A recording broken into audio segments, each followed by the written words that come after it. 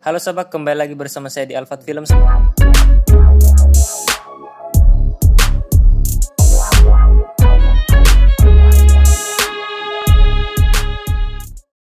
Dan kali ini saya akan mereview The Mandalorian season kedua episode yang pertama. Tapi sebelum itu klik tombol subscribe di bawah dan bunyikan loncengnya untuk video terupdate dari kami. Oke, start the beat. The Mandalorian season kedua akhirnya dirilis juga di Disney Plus. Kita bakal melihat petualangan selanjutnya dari sang Mandalorian, Din Djarin dan The Child alias Baby Yoda.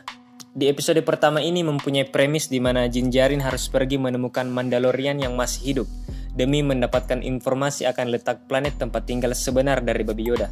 Series ini dibuka dengan Din Djarin dan Baby Yoda berada dalam sebuah tempat pertarungan semacam MMA, tapi lebih hardcore lagi. Dan mereka dihadapkan dengan beberapa penjahat yang menginginkan sesuatu darinya, tetapi dengan cukup mudah dikalahkan oleh Mando dengan gayanya yang keren saat membunuh musuh.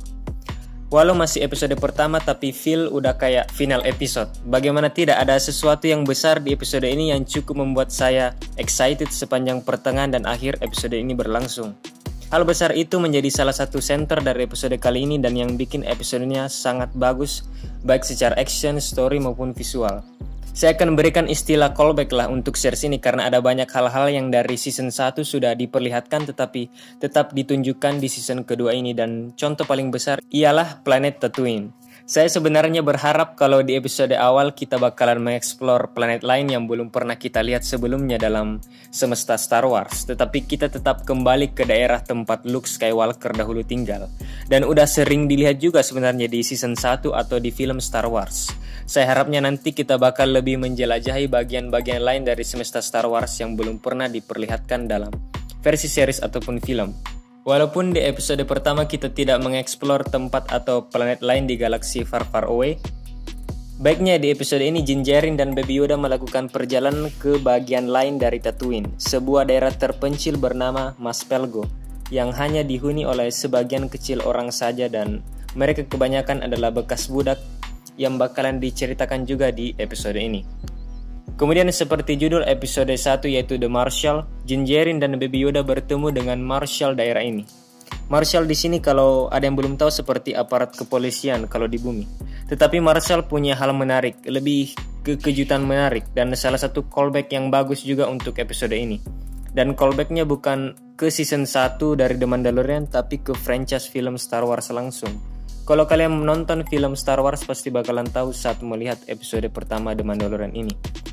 Saya menyukai episode kali ini karena ada hal menarik dan sepertinya memang sudah tidak digunakan lagi di versi filmnya, kemudian diangkat dan dikembangkan kembali di versi series ini, layaknya Coulson di series Agent of S.H.I.E.L.D. Dan itu hal yang bagus, kita sudah familiar dengan hal itu dan kita juga sudah menyukai dari awal, dan saya harap di versi seriesnya nanti hal tersebut bakalan punya story dan pengembangan yang bagus. Oke, sebelum saya keceplosan kita lanjut ke hal selanjutnya.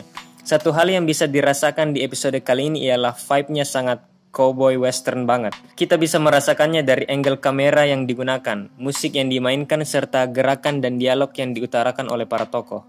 Sangat western sekali, ditambah lagi Tatooine itu gurun pasir, jadi pas buat vibe-nya yang western. Kalau soal sinematografi kayaknya tidak usah dibahas lagi karena The Mandalorian selalu bagus dari sisi sinematografi. Di episode ini juga diperlihatkan kalau ada dua kelompok masyarakat yang saling bermusuhan, yaitu masyarakat Mos Pelgo, daerah yang saya bilang tadi, daerah baru yang dieksplor di episode kali ini, dan salah satu ras paling terkenal di franchise Star Wars yaitu Tusken Raiders. Masyarakat Mos Pelgo tidak menyukai Tusken Raiders karena kebiasaan mereka untuk merampok dan membunuh orang. Hal itu membuat resah penduduk di sana. Tetapi karena suatu keadaan mereka haruslah bersatu.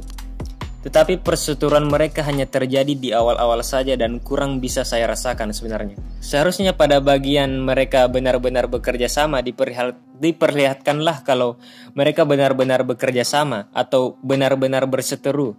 Tetapi hal itu hanya terjadi di awal saja dan sayang aja menurut saya. Dan kalau ada yang rindu dengan Baby Yoda, kalian harus nonton episode kali ini karena di episode pertama ini Baby Yoda just being Baby Yoda. Sepertinya kekuatan atau The Force yang ada dalam Baby Yoda atau bisa dikendalikan oleh Baby Yoda sangat dibatasi untuk kita bisa lihat.